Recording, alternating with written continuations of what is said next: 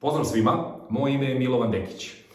Primarno bavim se istraživanjem korisničkih iskustava u oblasti mobilnih igara, a u slobodno vreme napisao sam knjigu pod nazivom Design Thinking, kako da stvarate proizvode i usluge koje ljudi žele. Šta je sama metodologija design thinkinga? Ona je jako popularna i izučava se na nekim od najprestižnijih svetskih univerziteta kao što su Stanford i Berkeley. U praktičnom smislu, design thinking primenjuju kompanije poput Nike-a, Airbnb-a, Ubera, Bank of America i brojnih drugih.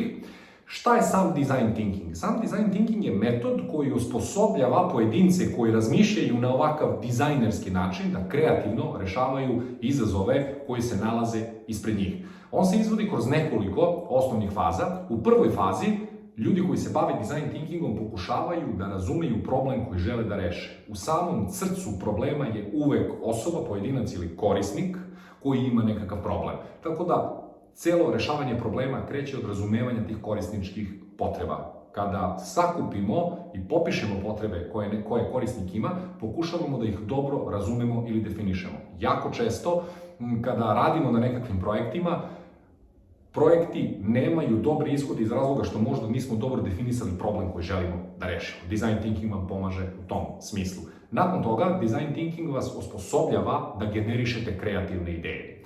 Na kraju, u poslednje dve faze, ideje do kojih smo došli, pokušavamo da od njih napravimo nešto materijalno i na kraju damo samim korisnicima da probaju, iskuse, vide, dožive nešto kako bi nam rekli, odnosno dali bilo kakvu povratnu informaciju da li naš projekat ide u dobrom smeru.